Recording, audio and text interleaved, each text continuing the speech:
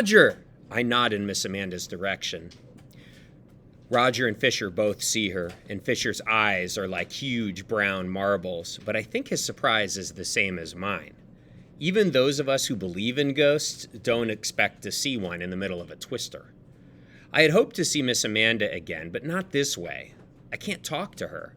I can't tell her that I found the Fen fortune and I saved her albums, but that it's all surely lost again.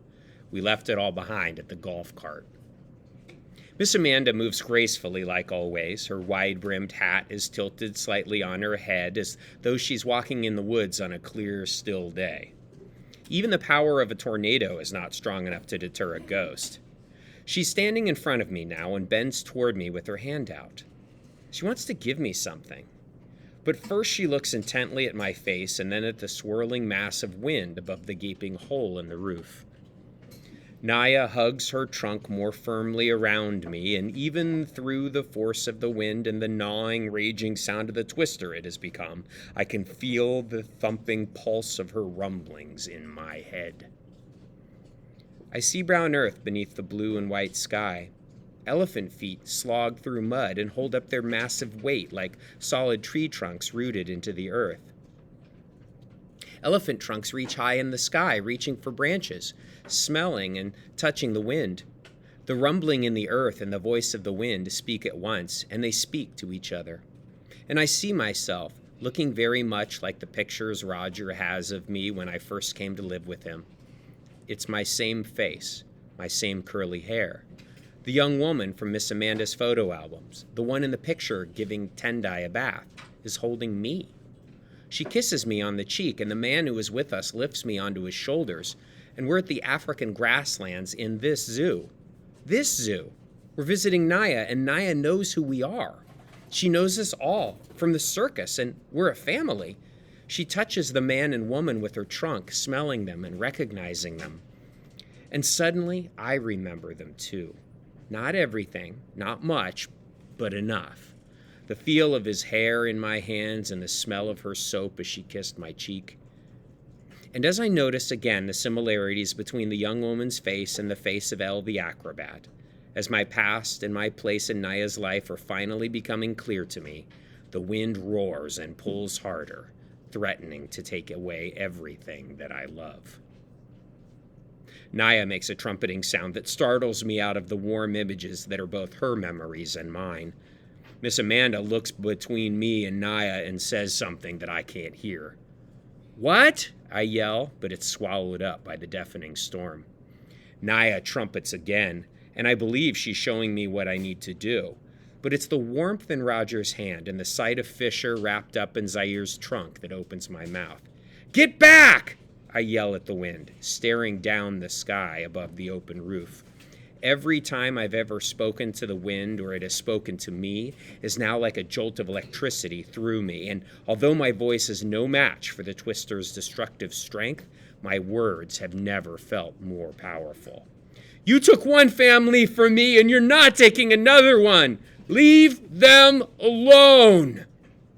Another rumbling vibration like an overhead thunderclap you feel inside your own heartbeat moves from Naya into me. It's an energy flowing through the earth and through Naya like it's connecting elephants to it and to each other. I think this is how elephants communicate across long distances, and maybe it's how they know when someone they love has died. It's beyond anything human, but it's about animals and people and life. This energy is too strong to stay in just the two of us, so it fills the air. For a moment, the earth and the sky are speaking. Something whips through the dark cloud above us, tossed violently by the funnel. It's a large chunk of metal debris, a piece of a vehicle or a building, and it's sailing toward us with a dangerous speed. "Look out!" Roger yells. Roger leans over me, shielding me with his upper body. "No!" I scream.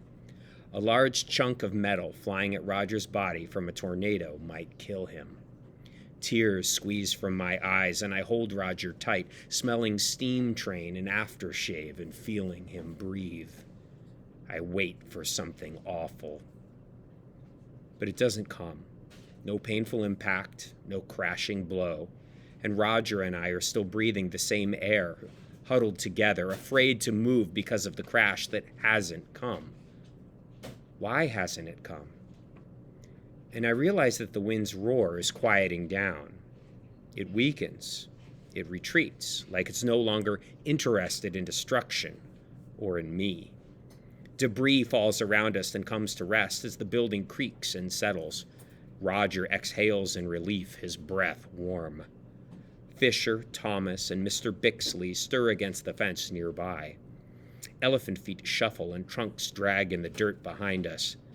Naya's trunk lifts from my shoulders, bobbing between me and Roger, touching our heads and leaving a little slime behind. Roger breathes deep, holding me in his arms.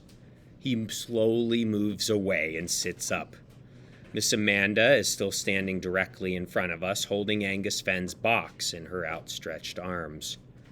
A thin sliver of light frames the box where Miss Amanda is not quite touching it. The wind let go of it, and I caught it for you, she said.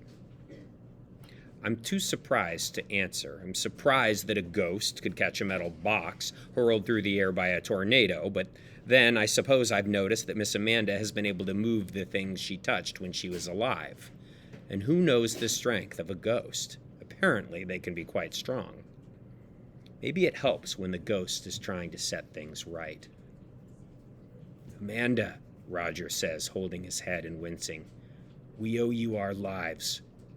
Yeah, Fisher breathes in relief. He stares at the box in Miss Amanda's hands. Thanks for catching that. Amanda? Thomas wipes his eyes with the back of his hand and it smears mud across his face. Is that you? How? And I realize that Thomas knows her, and it makes so much sense that he would. After Angus Fenn brought Naya and Tendai to the Lexington Zoo, Amanda would have spent a lot of time at the elephant barn. She did say that she liked the elephants. Have you never seen me visiting Naya, Thomas? Miss Amanda asks. I've been there a lot lately, but you have to pay close attention to notice the presence of a misplaced spirit. Thomas's mouth is now hanging open, and he nudges Mr. Bixley, who just nods. It's all right, Thomas, Mr. Bixley says. You pay such close attention to those elephants, no one would expect you'd be able to divide your attention with the ghost. Frank Bixley, Miss Amanda scolds. I'm a misplaced... You're a misplaced spirit, I know, Mr. Bixley said, as though he's heard this from Miss Amanda as many times as I have. His white button-up shirt is stained with mud and soaked with rain, and what little hair he has left on his head has blown loose from his usual carefully combed style. And I realize Mr. Bixley chose to get Fisher and Roger and me to safety instead of saving Angus Fenn's box for himself.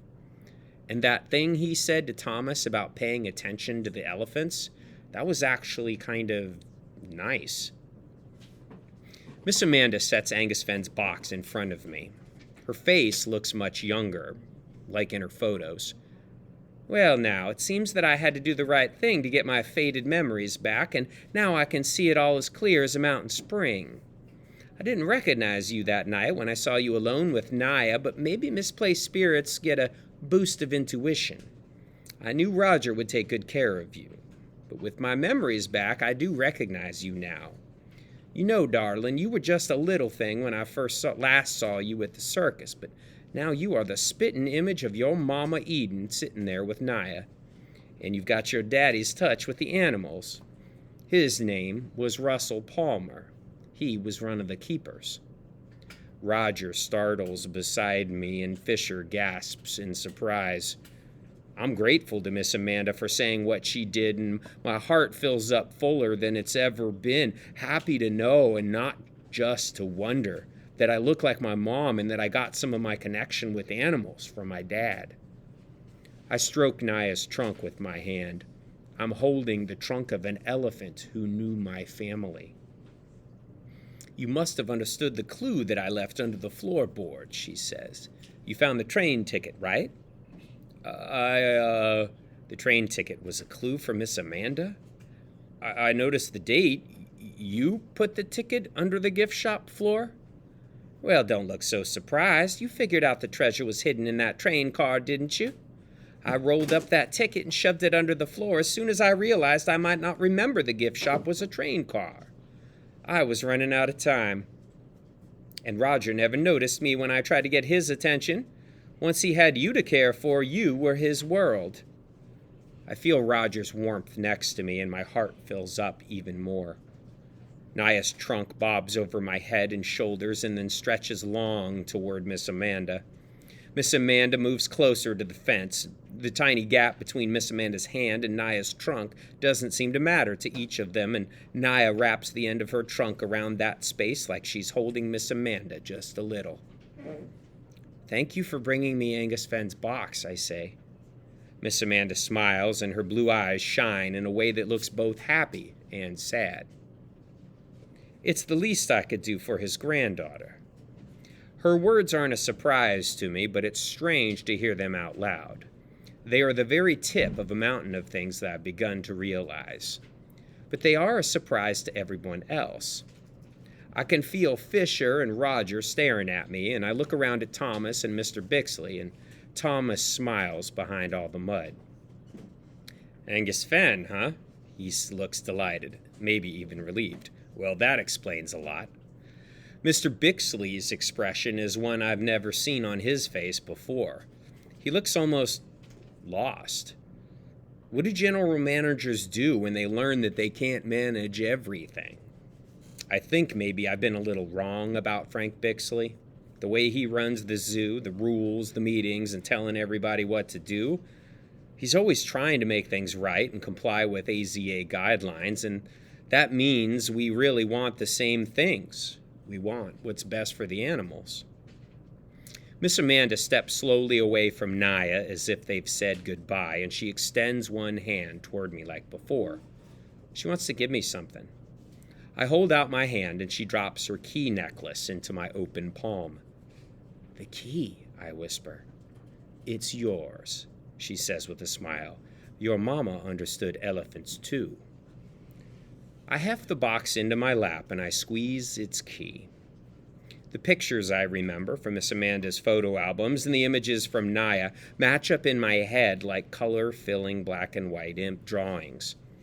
It's a beautiful story, a sad story, but I think it ends happier than I expected. It's the story that's mine, and it makes me whole. I'm Angus Fenn's granddaughter. Eden was his daughter and my mother, and this box has been returned to its rightful owner. It's not what they call you, Miss Amanda said to me. It's what you answer to. You keep that in mind now, you hear? I will. I wipe my eyes as tears fill them up. Do you think you can get to where you're supposed to be now? Miss Amanda smiles and nods. It seems that we've both found our way, darling. And she turns and walks away from us, no longer misplaced. Like a mist evaporating in the sun, 1 minute she's there, and the next, somewhere between the blink of my eyes, Amanda Holtz is gone. All right, we'll pause right there.